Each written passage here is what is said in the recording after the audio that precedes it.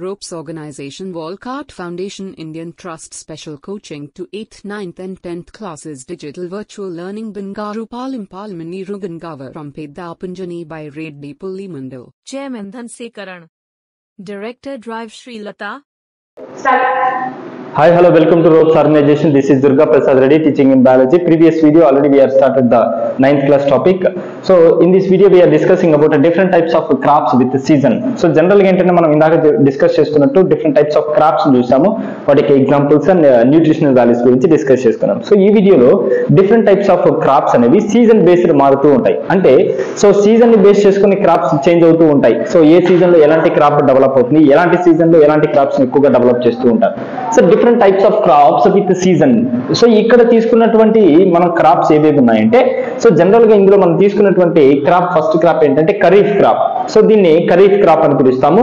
So దీని యొక్క season ఏంటి, సో ఏ సీజన్ లో ఖరీఫ్ క్రాప్స్ ని ఎక్కువగా పండిస్తారు. So which is the season suitable for the cultivation of kharif crop.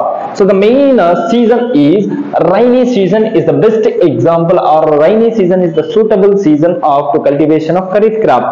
So అంటే ఈ ఖరీఫ్ క్రాప్ ని డెవలప్ చేయడానికి ఎలాంటి సీజన్స్ అంటే ఎలాంటి పరిస్థితుల్లో ఎలాంటి వాతావరణ సమయాల్లో పండుతూ ఉంటుందంటే ఇక్కడ రైనీ సీజన్ అంటే వర్షాకాలంలో ఎక్కువగా ఈ ఖరీఫ్ క్రాప్స్ ని డెవలప్ చేస్తారు. మరి వర్షాకాలం ఏ టైమింగ్స్ మధ్య ఉంటుంది అంటే, సో రైనీ సీజన్ ఏ టైమింగ్స్ మధ్య ఉంటుందంటే June to October. So June October, so June నుంచి అక్టోబర్ దాకా ఉన్నటువంటి ఈ టైం పీరియడ్ ని ఏమని పిలుస్తామంటే రైనీ సీజన్ అంటాము.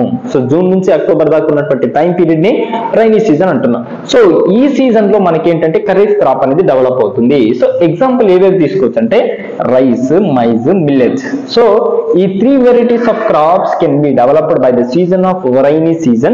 So which is the season is exactly June to October. So which crops they are developing means the kharif crops. Kharif crops అనేవి ఈ season లో డెవలప్ అవుతాయి. ఖరీఫ్ క్రాప్స్ కి ఎగ్జాంపుల్ గా మనం ఏం తీసుకున్నాం అంటే రైస్, మైజ్, మిల్లెట్స్ ని తీసుకున్నాం. సో నెక్స్ట్ సెకండ్ క్రాప్ ఏంటి అంటే rabi crop. So rabi crop లో మనకి ఏంటంటే winter season. So rabi crops అనేవి వింటర్ సీజన్ లో అంటే మనకి జనరల్ గా సో వసంతకాలంలో ఎక్కువగా డెవలప్ అవుతుంటాయి. వింటర్ సీజన్ అంటే చలికాలం అంటున్నాం కదా. సో అలాంటి సీజన్ లో డెవలప్ అయ్యేటటువంటి క్రాప్స్ ని రబ్బీ క్రాప్స్ అంటాం. సో రబ్బీ క్రాప్స్ లో మనకి ఏంటంటే వింటర్ సీజన్ లో డెవలప్ అవుతాయి. Especially November to April, November నుంచి ఏప్రిల్ దాకా ఉన్నటువంటి ఆ టైం పీరియడ్ ఏమో పిలుస్తామంటే రబ్బీ క్రాప్స్ అంటాం. ఇవి ఎక్కువగా ఎలాంటి సీజన్ లో డెవలప్ అవుతాయి, వింటర్ సీజన్ లో డెవలప్ అవుతాయి. So kharif crops can be developed by the rainy season, especially June to October time period. So the example of kharif crop rice, maize and millets. So these are the examples of kharif crops. So next వచ్చేసరికి రబ్బీ crop. So రబ్బీ crops అనేవి ఎక్కువగా ఏ season లో develop చేస్తారు, winter season లో develop చేస్తాము. So winter season time period ని మనం తీసుకుంటే నవంబర్ టు ఏప్రిల్. సో ఈ టైం పీరియడ్ ని మనము సో జనరల్ గా ఏమని పిలుస్తామంటే వింటర్ సీజన్ అంటాం. ఇలాంటి సీజన్ లో డెవలప్ చేసే క్రాప్స్ ని రబ్బీ క్రాప్స్ అంటాం. దీనికి ఎగ్జాంపుల్ గా మనం సోయాబీన్, సో సోయాబీన్ కానీ, గ్రీన్ పీస్ కానీ, లేకపోతే వీట్ కానీ ఇలాంటి వాటిని ఎక్కువగా తీసుకుంటాం. సో ఇలాంటి క్రాప్స్ ని డెవలప్ చేస్తే సో ఆ క్రాప్స్ ని ఏం పిలుస్తామంటే రబ్బీ క్రాప్స్ అంటాం. ఈ క్రాప్స్ డెవలప్ అవడానికి ఎలాంటి సీజన్ కావాలంటే వింటర్ సీజన్ కావాలి. మరి వింటర్ సీజన్ టైం పీరియడ్ ఎంత అంటే నవంబర్ టు ఏప్రిల్. సో ఇవి మనకి ఏంటంటే different types of crops with the seasons, అంటే సీజన్ ని బేస్ చేసుకుని మనము క్రాప్స్ ని డెవలప్ చేస్తూ ఉంటాం. సో నెక్స్ట్ వచ్చేసరికి పెరుగుతున్నటువంటి జనాభాకి బేస్ చేసుకుని క్రాప్ వెరైటీ ఇంప్రూవ్మెంట్స్ అనేవి తీసుకొచ్చారు. సో క్రాప్ వెరైటీ అంటే ఏంటంటే జనరల్ గా క్రాప్స్ లో మనం డెవలప్ చేసేటటువంటి అగ్రికల్చర్ క్రాప్స్ లో న్యూ వెరైటీస్ ని ప్రొడ్యూస్ చేయడం. So new varieties and new టెక్నాలజీని యూజ్ చేసి క్రాప్ ని మనం ఇంప్రూవ్ చేయడం. సో దీంట్లో ఏంటంటే first one is high yield. So high yield అంటే the main concept of high yield. High yield అంటే ఏంటంటే ఎక్కువ పంటని, అధిక పంటని డెవలప్ చేసుకోవడం. సో ఇప్పుడు ఫర్ ఎగ్జాంపుల్ మనం వేసినటువంటి క్రాప్ ఏదైతే ఉందో, సో వేసినటువంటి క్రాప్ సో జనరల్ గా మనం ఒక ఎకరాకి గ్రౌండ్ నట్స్ వేసాం. ఒక ఎకరాకి గ్రౌండ్ నట్స్ వేస్తే జనరల్ గా కామన్ గా అయితే ఒక 30 bags కానీ ఆర్ ఒక 50 bags కానీ మాత్రమే వచ్చాయి అనుకున్నాం. సో ఇలాంటి కండిషన్స్ లో ఏంటంటే that is called the low yielding అంటాం. సో అలా కాకుండా ఇదే 1 ఎకరా స్పేస్ కి మనకి ఒక 100 bags కానీ లేదా 70 bags కానీ వస్తే that is called the high yield. So దీని యొక్క క్రాప్ ఇంప్రూవ్మెంట్ లో మెయిన్ కాన్సెప్ట్ ఏంటంటే the development of high yield. So ఎక్కువ పంటను డెవలప్ చేయాలి. సో నెక్స్ట్ ఏంటంటే improved quality. So second method ఏంటి అంటే ఇంప్రూవ్ క్వాలిటీ. సో క్వాలిటీని మెయింటైన్ చేస్తూ క్వాలిటీని ఎక్కువగా డెవలప్ చేయడం, అంటే దాంట్లో ఉన్నటువంటి న్యూట్రిషన్ వాల్యూస్ ని మనం ఇంక్రీజ్ చేయాలి. So should given more than nutrients, carbohydrates and proteins. So వీటి యొక్క కంటెంట్ జనరల్ గా ఇప్పుడు మనకి ఏంటంటే ఒక ప్రోడక్ట్ ని మనం తీసుకున్నప్పుడు వాటిలో లెవెల్స్ ఆఫ్ న్యూట్రిషన్స్ అనేవి ఉంటాయి. కార్బోహైడ్రేట్స్ ఇన్ని గ్రామ్స్ అని, సో ప్రోటీన్స్ ఇన్ని గ్రామ్స్, విటమిన్స్, సో ఇలా ఏంటంటే లెవెల్ బేస్డ్ ఉంటాయి. అలాంటి లెవెల్ బేస్డ్ లో ఏంటంటే ఎస్పెషల్లీ ఇంప్రూవ్ క్వాలిటీని ఇంప్రూవ్ చేస్తూ ఉండాలి. సో ఈ క్వాలిటీ ఇంప్రూవ్మెంట్ లో ఎలా ఉండాలంటే ఎస్పెషల్లీ కార్బోహైడ్రేట్స్, ప్రోటీన్స్ ని ఎక్కువగా ఇంప్రూవ్ చేసే విధంగా ఉండాలి.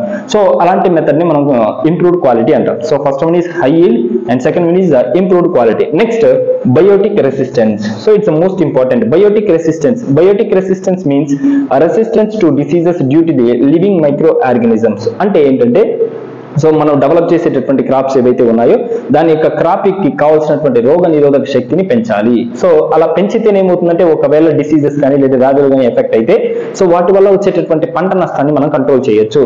So biotic resistance, so general గా ఏంటంటే ఇప్పుడు మనకి ఏదైనా ఫీవర్ వచ్చినప్పుడు మనం ఏ విధంగా అయితే టాబ్లెట్స్ వేసుకుంటామో సో అలాగే ఏంటంటే ఇక్కడ మనం ఏంటంటే బయోటిక్ రెసిస్టెన్స్ లో ఎస్పెషల్లీ క్రాప్ ని మనం ప్రొటెక్ట్ చేయడం most important. So that is the crop variety improvement. ఎప్పుడైతే మన క్రాప్ ని ఇంప్రూవ్ చేస్తామో సో అలా ఇంప్రూవ్ చేయాలంటే ఏంటంటే ఈ మెథడ్స్ ని ఫాలో అవ్వాలి. So first method is high yield, second one వచ్చి improved quality, and next third one వచ్చి బయోటిక్ రెసిస్టెన్స్, అంటే వ్యాధి నిరోధక శక్తిని పెంచుతూ ఉండాలి. సో ఇప్పుడు జనరల్ గా వ్యాధులు ఎలా వస్తాయి ప్లాంట్స్ కంటే జనరల్ గా basis of first one is micro organisms. So micro organisms ద్వారా మెజారిటీ ఆఫ్ ద డిసీజెస్ వస్తాయి. మరి మైక్రో ఆర్గానిజమ్స్ ఎక్కడ ఉంటాయంటే సాయిల్ లో ఉంటాయి. So and at the same time it is also present in water and air. So వీటిలో ఎక్కువగా కనిపిస్తాయి.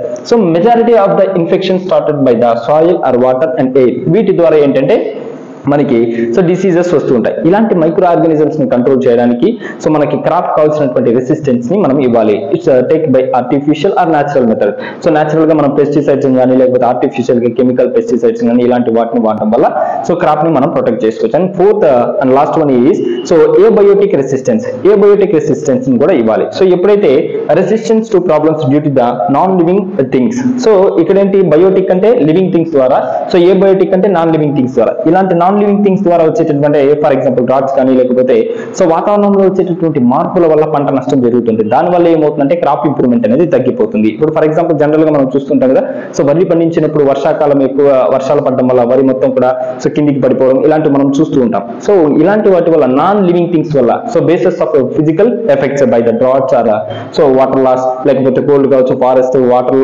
లాగింగ్ కావచ్చు, ఇలాంటి వాటి వల్ల హీట్ వల్ల కూడా ఏంటంటే క్రాప్స్ అనేవి డ్యామేజ్ అవుతాయి. వీటి వల్ల ఏంటంటే క్రాప్ ఇంప్రూవ్మెంట్ తగ్గిపోతుంది.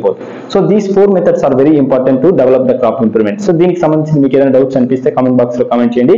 Thank you అనడాలి.